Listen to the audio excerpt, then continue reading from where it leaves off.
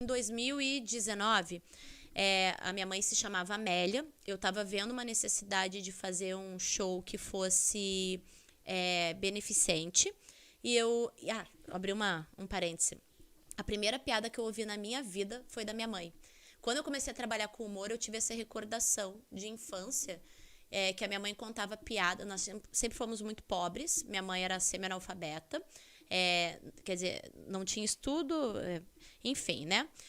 Não tinha acesso às coisas. Uhum. Só que ela sempre foi muito bem-humorada e ela gostava muito de piadas de salão, anedotas. Uhum. Então, ela sentava, a gente não tinha muita coisa para fazer, a gente sentava em volta do fogão a lenha, minha mãe parava e contava uma hora e brau de anedotas pra gente. Caraca, sensacional. É incrível, chega a me emocionar, assim, porque aí eu penso assim, como é que pode, sem estudo, sem ficar lendo, sem acesso a nada do jeito que a gente vivia, e assim, era shows diferentes. Essa semana ela contava uma hora, semana que vem ela já tinha uma hora. Tudo que ela ouvia, ela ia segura na cabeça, ela não anotava, não tinha como anotar, mas ela guardava e com um time.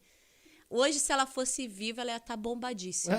Porque eu ia filmar muito aquela senhora contando as coisas. E aí é uma cultura oral, né? Você falou que sua mãe era semi-analfabeta e tal. A piada tem esse poder, né? De ser passar pela oralidade de geração. Porque isso que você tá falando, eu tenho uma memória do... Meu pai sempre foi um grande piadista e tem piadas que eu conto até hoje que eu ouvi criança do meu pai contando em roda de amigos. Como é que pode E aquilo isso? fixa na cabeça. E é uma cultura oral. Você não precisa ler, você não precisa... Você aprende aquilo e aprende. Fica. É incrível. Aí eu penso assim, de onde que referência que a minha mãe tinha? Tu entendeu? Ela não tinha nem noção de estrutura de nada. Mas ela contava. Eu não sei se era aquilo... Ela gostava, com certeza, porque você contar uma hora de anedotas decoradas, né? Eu acho que é dom, né? Ela não tinha um roteiro. Ela ia. E de onde é que ela tirou isso para animar? E eu me lembro daí um pouco antes dela falecer, eu já estava um pouco maior, e aí juntava meu tio, minha tia, a gente ia pro sítio dos meus tios, que tinha uma condição melhor, final de semana, aí todo mundo em volta do fogão a lenha, ali esquentando, que estava frio, e ela contando. E agora a Amélia vai falar. E ela contava. Aliás, isso era uma coisa que... Isso devia ser o quê? Anos 90, mais ou menos? Por aí. Isso que você está falando é uma coisa interessante. Porque é uma cultura da época que hoje se perdeu um pouco. Muito. Essa coisa no meio do churrasco tinha um cara que parava para contar piada e todo mundo parava para ouvir. Parava. Era um show. Meu pai era um cara desse, eu já conheci outras pessoas que também eram nesse show. Eu mesmo, quando antes de entrar pro meu colégio, tal, churrasco, eu parava para contar piada. Existiam essas rodas de piada. Pois né? Hoje, eu não sei. Perdeu-se. E era não vejo mais. Né? Aquilo era uma coisa que aproximava da família. Era um entretenimento, era um momento de entretenimento. Porque você não tinha aqui 500 televisões dentro de casa. Pois é. Eu acho que a gente não tinha nem televisão lá no sítio. Tô te falando, assim, eu não recordo a gente ter televisão. Não recordo mesmo de ter lá. Se tinha... Hoje eu sei que tem, que meus tios ainda vão pra lá. Mas eu não lembro de ter. Então tinha aquela coisa, tomava o café, eu lanchava à noite, ela começava a contar. Só o que é engraçado, porque minha mãe era mulher. Eu tô falando isso Rio Grande do Sul.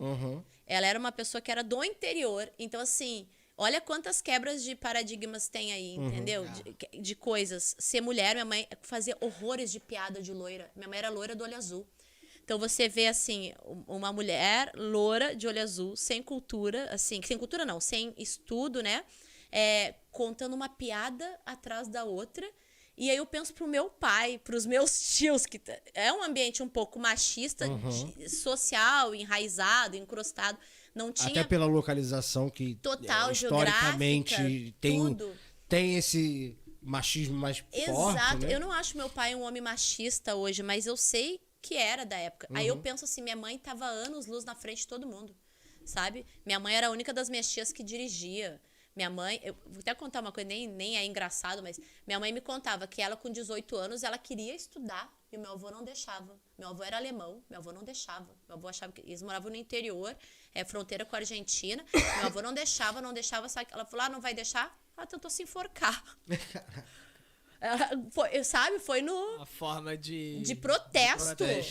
Tentou se enforcar. O galho quebrou. Pelo machismo. De mulher, que achava que mulher não podia estudar. Tinha que estar em casa. O galho quebrou, ela caiu, se machucou. Meu avô chegou da roça, deu uma coça, terminou de quebrar. Sabe? Aí a minha avó, desesperada, pegou... Minha avó também não tinha estudo. Minha avó era espanhola, nunca trabalhou, só tinha filho. Pegou e deu 2 anéis de ouro pra minha mãe.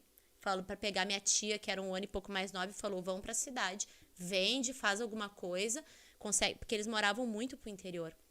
Pra poder ir pra cidade, pra vocês saírem daqui, porque... Aqui vocês não vão ter futuro. Não vão ter futuro nenhum. Minha mãe com 18 anos não saía, não fazia nada. Aí, isso não foi com 18, foi um pouco mais velha. Aí elas foram trabalhar em casa de família, fazer as coisas, sabe? Uma de babá, outra limpar, porque elas não sabiam fazer nada.